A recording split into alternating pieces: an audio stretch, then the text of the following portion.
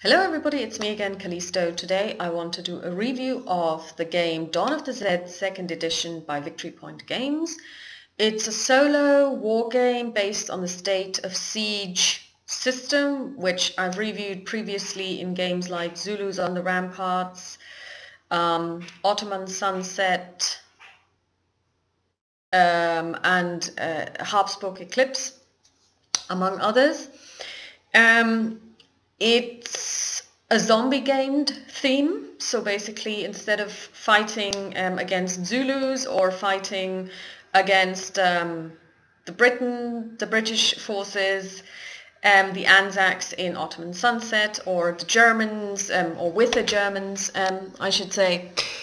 This is a completely fictitious game, obviously. We all know zombies aren't real, or are they? We don't know, really, do we?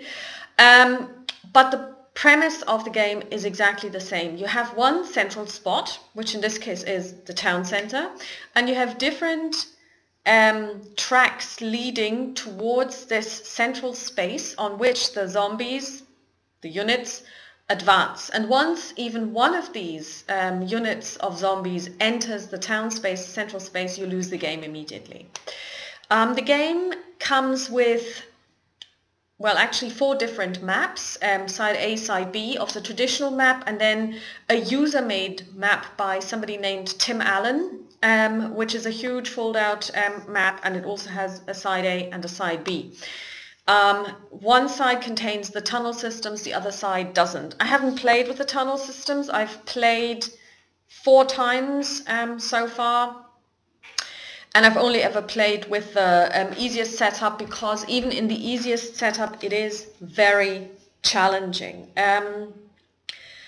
You get to choose your heroes, so you play named characters and you can choose from a number of heroes like a doctor, a professor, sheriff, Pickles the dog, a couple of military type people. So how it works is you select one and then you pick 3 more randomly. You also set up an event deck, and those of you who have played Zulus on the Ramparts will be familiar with the fact that you have to seed the deck. So basically what you do is you seed the deck with different types of cards in different orders. You have, if you like, 3 different layers of cards, and you put in certain cards into those layers, so that certain events will happen at a certain point in time during the game.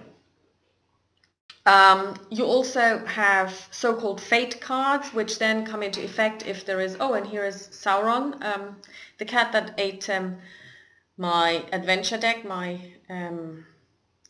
Lord of the Rings adventure card deck yesterday. And you basically put them next to your normal deck, and what you do with the fate deck is you use the fate deck to seed new zombies when there is an outbreak of the zombie disease. So basically, as you engage in hand-to-hand combat and other events, trigger an infection level rise, and then if the infection level gets too high, you actually have an overspill of additional zombies, and also other horrible things happen. You as the player have quite a lot of different actions that you can perform. You can fight, you can shoot, you can move, you can forage, look for supplies and ammunition. You can also do research, because there is the possibility of working on a drug that will prevent the spread of the zombie disease, and you can also work on a super weapon. And all the time zombies will move towards you, they will engage in fighting with you. The zombies are represented by chits that have a front side and a reverse side, so it looks like a wargame counter more or less, with a reduced side and a normal side. The same goes for the heroes and the civilians. They have a normal side and a reverse reduced side. In order to determine outcomes of battles, you actually use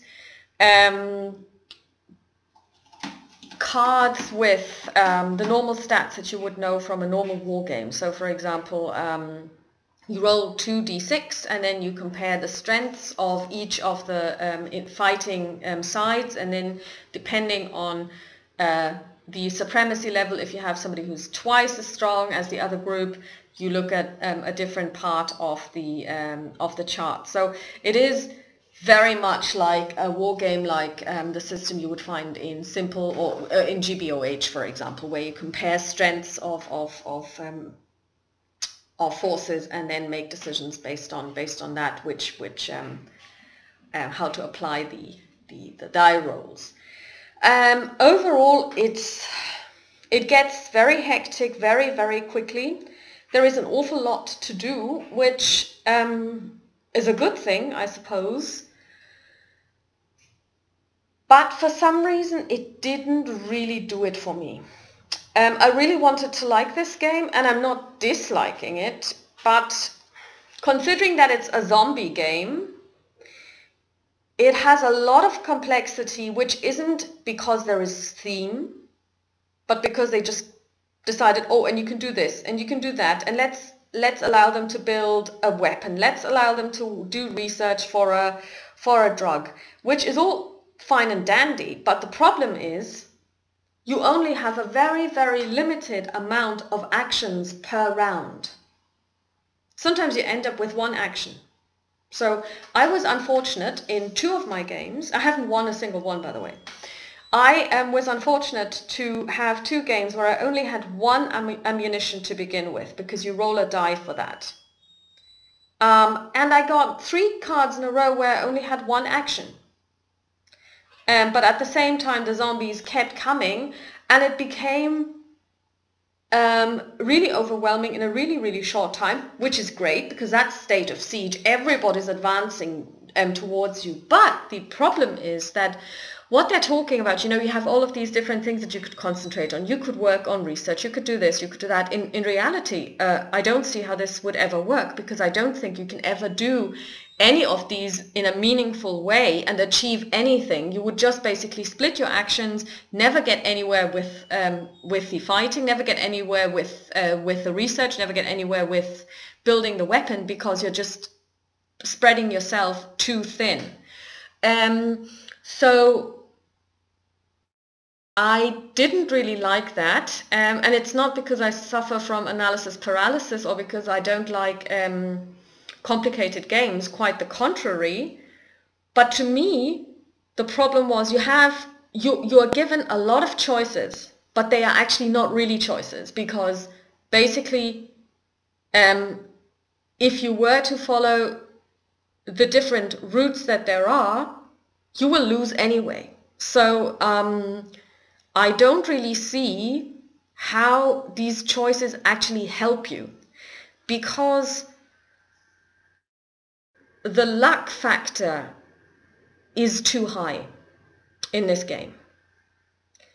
It's not like the choices really make that much of a difference if, for example, for 6 turns you can't even fight because you don't have any ammunition, and to go into hand-to-hand combat is actually very problematic, because it will increase the infection level, which will lead to a so-called outbreak, which has all kinds of other horrible implications.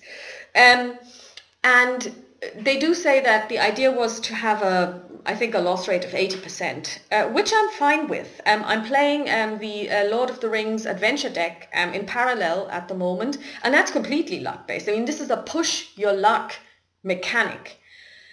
But for some reason, that works for me much better, because I don't even think I have so many options, because I know I don't, But there it's like, temptation is there, you have this option, and or you could do this. And in reality, I don't see how this can work. Like I said, I mean, I don't dislike this game. I'm sure I will play it again at some point. But for some reason, it doesn't really do it for me. And it's not the theme. I played Dead of Winter, which I'm also going to do a review of, which is a zombie game. So it's not the problem with zombies. It's not the system, because I have played State of Siege games, and you've seen my reviews maybe, all my playthroughs, and I absolutely love that system.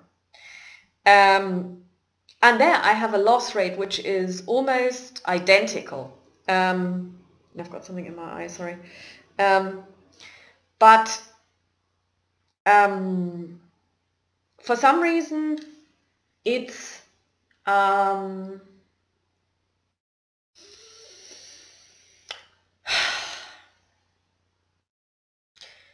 I would prefer, and I mean, I can play it that way. Nobody forces me to do any research whatsoever. If this was a purely, you know, like smash 'em up zombie game, keep them coming, like Zulus on the ramparts, only with zombies.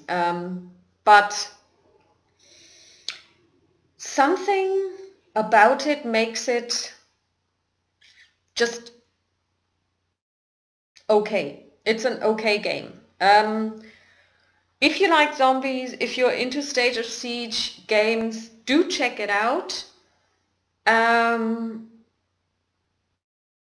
don't know, somehow I expected something different, or I expected to like it more, which is probably why I sound, well, I'm not disappointed, it's just not my game, I guess, but I think the components are great. I mean, the maps are beautiful. The counters are ace, thick cardstock, really well made, you know, very durable. Comes in a nice red box, can't complain there. Comes with everything you need to play, including 2 D6. Beautiful rule book, but somehow just not my game. Okay, I will try and use my newly found chroma key functionality in the new software that I bought on this. We'll see how this works. If you suddenly see that there's only a head sitting there, or that my head is missing pieces, then that's not because I've become zombified, but it's because my chroma key still needs some work. Okay, so have a lovely day. Talk to you soon. Bye bye.